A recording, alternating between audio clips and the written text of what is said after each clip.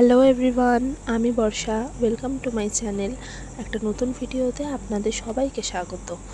তো সকালবেলা ঘুম থেকে উঠে যখন ব্যালকনিতে এসেছি তো দেখলাম ওয়েদারটা মোটামুটি আজকেরও ভালোই আছে। আর তারপরে দেখলাম যে মায়ের যে এখানে একটা জবা গাছ আছে, তো ওখানে একটা সুন্দর ফুল ফুটেছে। কালারটা এত সুন্দর যে সকালবেলায় মনটা ভালো হয়ে গেল। ব্যাস তারপরে তিনজনে মিলে বসে একটু চা খেয়ে নিলাম, আমি, মা আর ভাই। তো চাটা খেতে খেতে ডিসাইড হলো যে আজকে ব্রেকফাস্টে একটু পোহা খাওয়া হবে। তো ব্যাস সঙ্গে সঙ্গেই সব কিছু রেডি করে নিলাম। তো এখানে আমি পেঁয়াজ, কাঁচা লঙ্কা, টমেটো আর কারি পাতা আর তো চিড়েটাকে একটু ভিজিয়ে শুকনো শুকনো করে রেখেছি। আর বাদাম নিয়েছি, আর ফোড়নের জন্য নিয়েছি সর্ষে।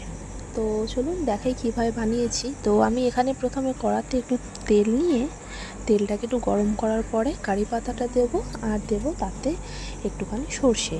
ব্যাস দিয়ে এটা একটুখানি ভাজা ভাজা হলে একটু যখন দেখবেন খুব সুন্দর একটা সেন্ট আসে আর কি, খুব ভালো লাগে কারি পাতার সেন্টটা আমার। তো যখন আসবে তারপরে এতে দিতে হবে কেটে রাখা পেঁয়াজ, আর দেব একটুখানি কাঁচা লঙ্কা, টমেটো যা যা রেখেছি সব একটু ভেজে নেব নিয়ে, আর নুন, হলুদ গুঁড়ো দেবো। আপনারা চাইলে লঙ্কা গুঁড়ো দিতে পারেন, আমি কিন্তু লঙ্কা গুঁড়োটা স্কিপ করেছি। আর কোনো মশলা এতে দিইনি, একদম যেহেতু সকালবেলা ব্রেকফাস্ট, তো আমি এটা একটু হালকা করেই বানিয়েছি। তো ব্যাস যেই পদ্ধতিতে আমি এই পোহাটা বানালাম, আপনারা চাইলে কিন্তু ঠিক এই সেম পদ্ধতিতেই শুধু এই যে ভেজিটেবলস বা যা থাকবে আপনার কাছে এই সবগুলো ভাজা করে নিয়ে চিড়ের জায়গায় যদি সুজি দেন, তো সুজির কিন্তু ওটা উপমাও হয়ে যাবে, মানে ঝাল সুজি আর কি, যেটা আমরা খাই। তো মোটামুটি সকালবেলার দিকে তো একটু সবারই মনে হয় একটু হালকা ব্রেকফাস্ট করা হোক। তো কোনো কোনো সময় সুজি বা কোনো কোনো সময় চিড়ে, কখনো ব্রেড, এইসব দিয়ে নানান রকম জিনিস তো বানানোই হয়। তো আজকে পোহাটা বানাচ্ছিলাম, তো ভাবলাম আপনাদেরকেও আমি রেসিপিটা একটু শেয়ার করি। যদি আমার এই রেসিপি আপনাদের ভালো লাগে, আপনারা কিন্তু অবশ্যই ট্রাই করবেন। করে যদি ভালো লাগে অবশ্যই আমাকে কমেন্টে জানাবেন। আর আর যদি মনে হয় যে আমার এতে অন্য কিছু দিলে বা এটাকে যদি আরও অন্যরকমভাবে বানানো যায়, তাহলে কিন্তু সেটাও আপনারা আমাকে কমেন্টে জানাবেন। আমি চেষ্টা করব ওরকম একবার বানিয়ে ট্রাই করার।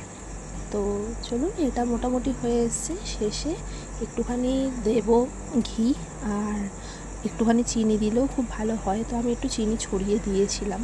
তো বেশ ঝরঝরে হয়েছে, আর খেতেও কিন্তু খুব ভালো হয়েছিল। তো সবাই একটু বাটিতে করে করে নিয়ে নিয়েছি। তো ব্রেকফাস্ট করার পরে একটুখানি ব্যস্তই ছিলাম, কারণ মেয়েটাকে স্নান করানো, খাওয়ানো, তারপর নিজেরাও স্নান খাওয়া দাওয়া করে একটু রেস্ট নিয়েছি। তো দুপুরবেলা সেরকমভাবে কিছু আর ভিডিও আমি করিনি। তো ব্যাস তারপরে উঠে একটুখানি জোর করতে যাবো বলে বেরিয়েছিলাম। আমাদের পাশেই একটা আউটলেট আছে ওখানে। তো যখন যাব আপনাদের সাথে তো অবশ্যই শেয়ার করব যে ওখানে ভেতরে অ্যাম্বিয়েন্সটা কেমন। তো পাশ থেকে যাচ্ছিলাম, তো ঝিলটা দেখে এত ভালো লাগলো যে ওখানেই 2 মিনিট দাঁড়িয়ে গেলাম। তো এত সুন্দর হাওয়া হচ্ছে, আর এই গরমের সময় একটু এরকম খোলামেলা জায়গা খুব ভালোই লাগে। তো এই যে বললাম না জোর করতে যাবো, তো এসেই গেছি। আর এই যে দেখুন ভেতরের অ্যাম্বিয়েন্সটা খুব সুন্দরভাবে সাজানো ছিল, খুবই সুন্দর, একটা ছোট্ট মতো মানে কর্নার বলতে পারেন, খুব ভালো। তো এখানে গিয়ে আমরা নিয়েছিলাম একটা টোস্টি, ফ্রেঞ্চ ফ্রাইজ আর মোহিতো। গরমের সময় আর কফি বা চা কিছু নিইনি, মোহিতো নিয়েছিলাম। আর খাবারগুলো সত্যি খুব ফ্রেশ আর খুব ভালো খেতে। তো এখান থেকে খাওয়া দাওয়া করে আমরা একটু বেরিয়ে গিয়েছিলাম বাড়ির জন্য একটু কিছু খাবার দাবার নেব বলে। তো বাড়ির জন্য আমি নিয়েছি একটুখানি গুজিয়া। গুজিয়া বলতে আমাদের যে মিষ্টি গুজিয়া সেটা নয়, এটা হচ্ছে ওই পিঠের মতো অনেকটা দেখতে।